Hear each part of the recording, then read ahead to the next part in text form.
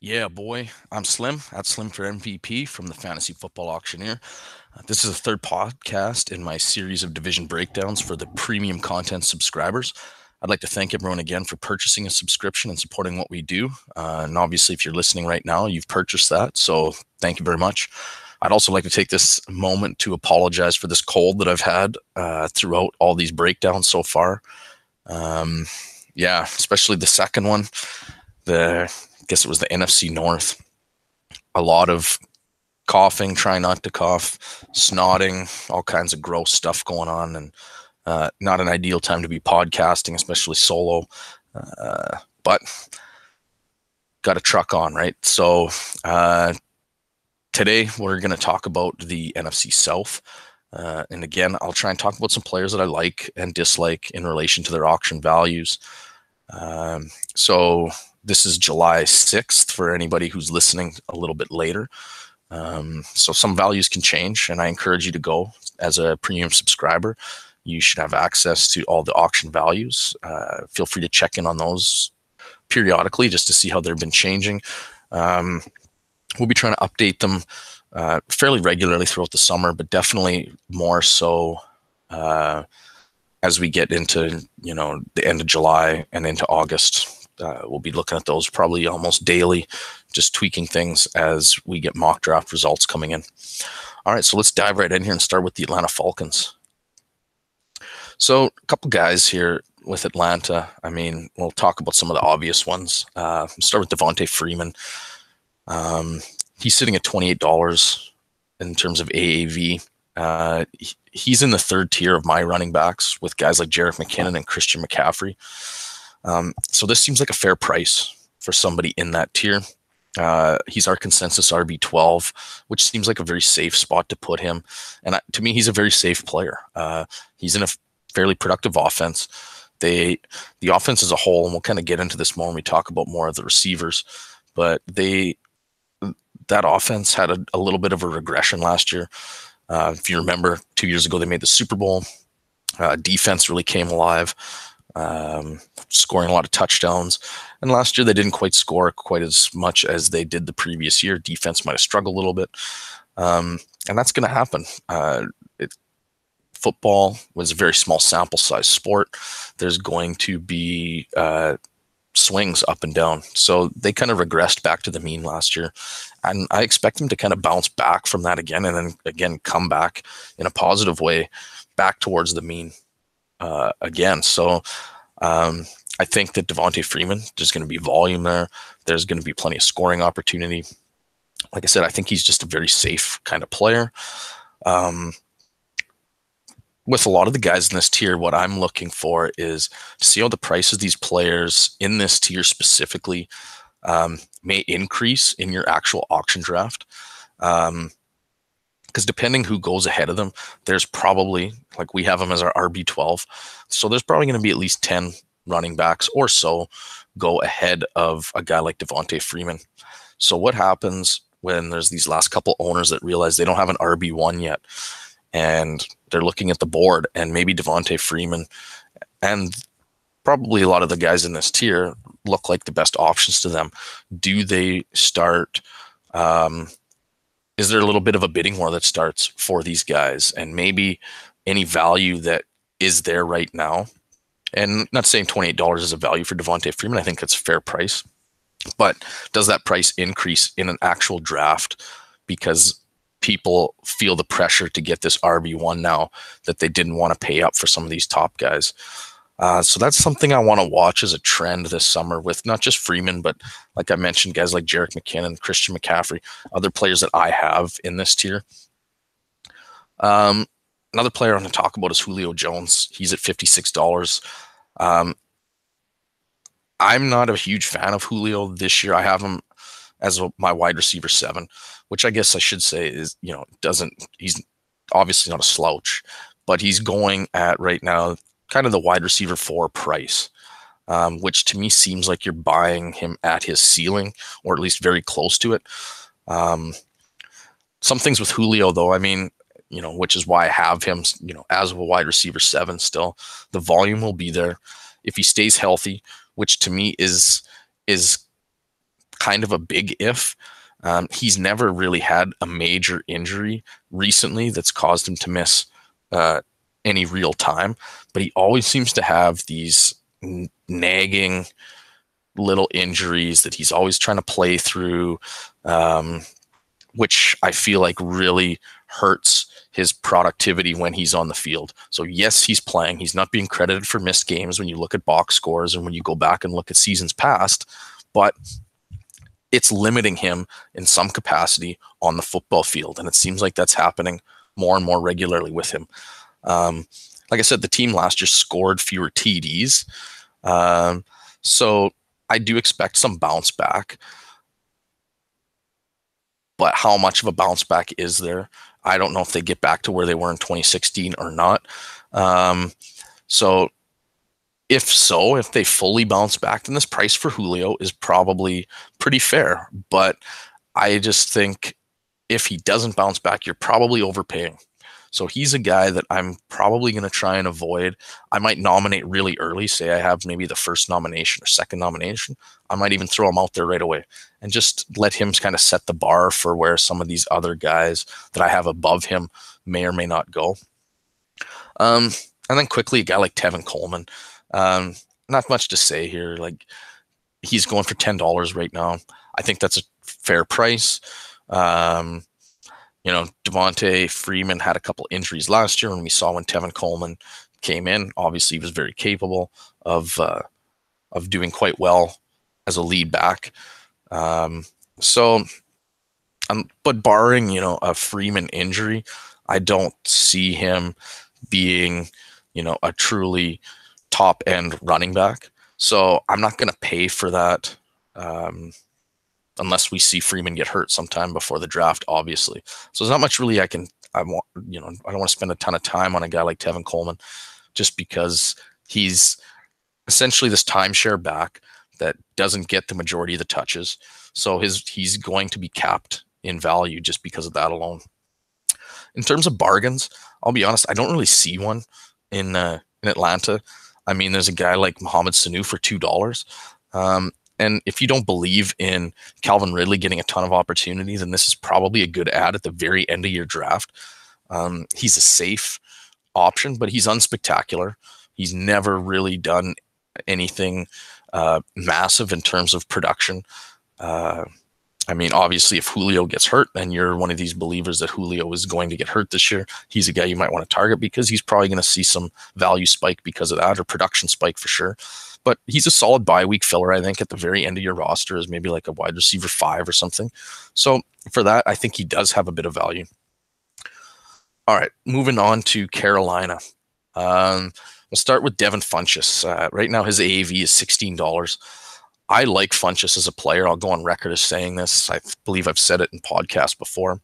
And I think there's actually room for him to improve in his 2017 season, even with Greg Olsen coming back and the team drafting DJ Moore.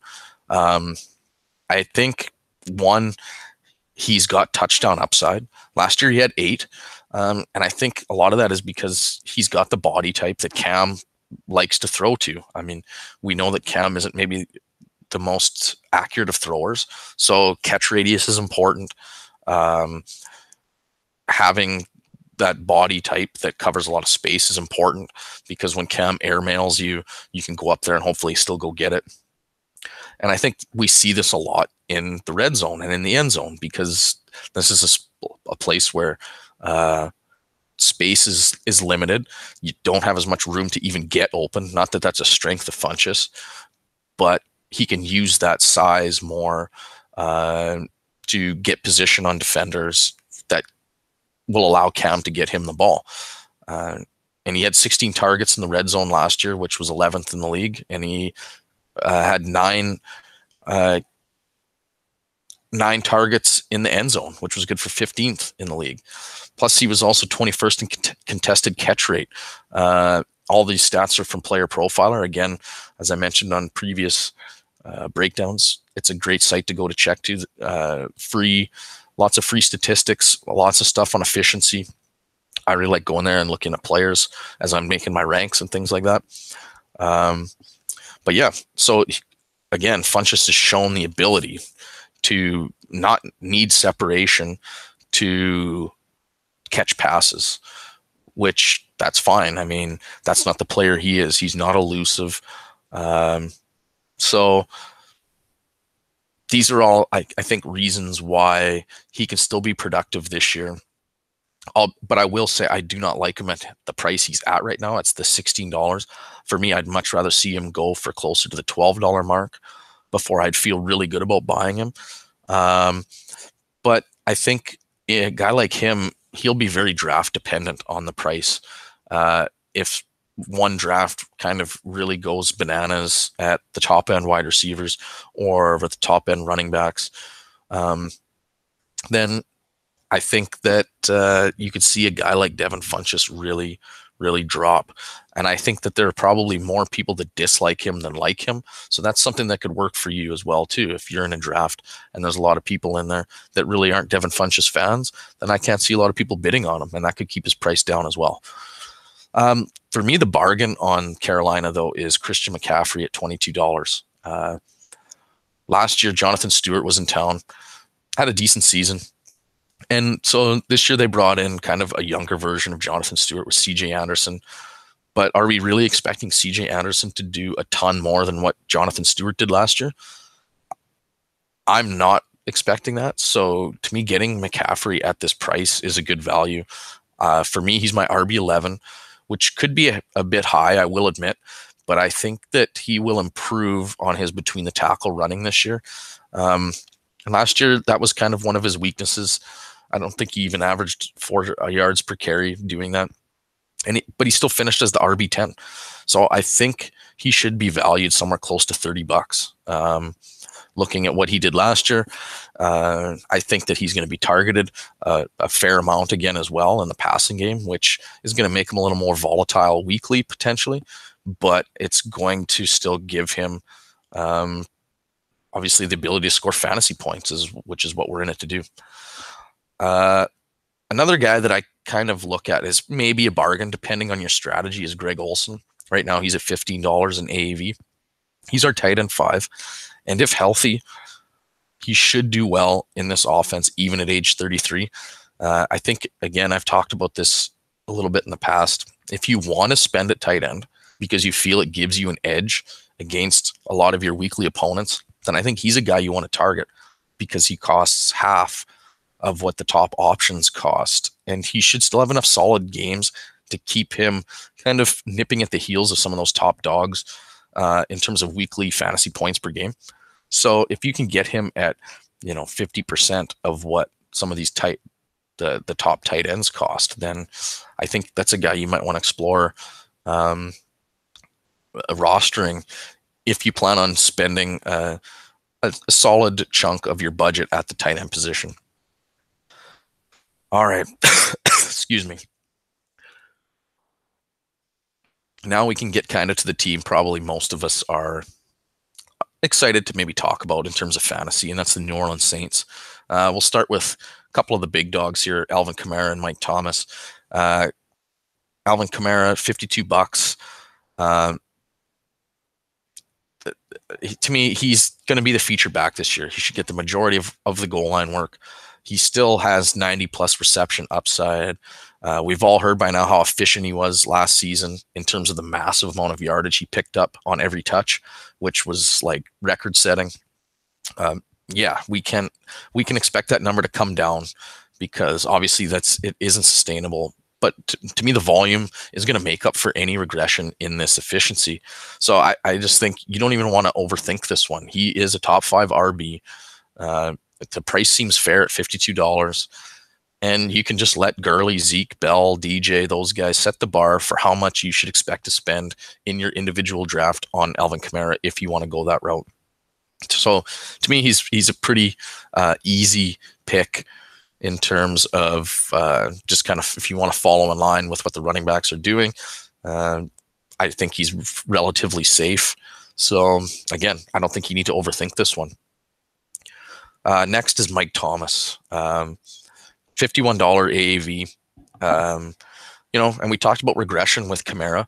Breeze actually last year in 2016 had regression in terms of touchdown rate, and we've talked about this in podcasts in the past. And that hurt Thomas's production, obviously, as a receiver that's tethered to Drew Brees, even though he was still wide receiver one.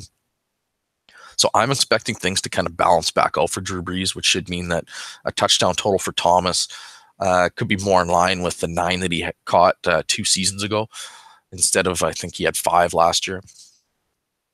I'm not worried about volume here. To me, the volume will always be there. He runs routes all over the field, and Brees has shown that he will look for him in any of the spots that he lines up. So that's always a good thing. For us, he's our wide receiver 5, which I think is probably right around where he should be. He could obviously finish slightly higher. I don't know if he has within his range of outcomes to kind of be the wide receiver 1 in fantasy. But I think he could be close. So I think there's a bit of room to go up. And I think the price is fair if you slot him right where we kind of have him. In terms of bargains, again, the one that jumps out to me, I guess, is Cam Meredith. Obviously, there's some injury issues here. But if healthy, I think he should easily outproduce his price tag, which is currently $1, which I'm a little bit surprised by. I can see that going up maybe, but not by much. I don't think he'll be any more than $2 or $3 at the very most. To me, I like him at that price because he's capable of playing all over the field.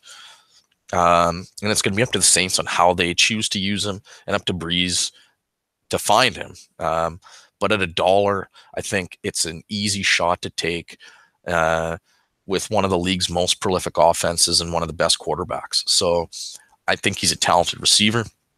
He's on a very talented offense. So to me, he's an easy gamble for $1 or $2 at the very end of your draft. And then there's Ted Ginn. Again, more or less just because this passing offense projects to improve. He's a kind of a low volume receiver, but in this offense, he's going to have some good games even with that low volume.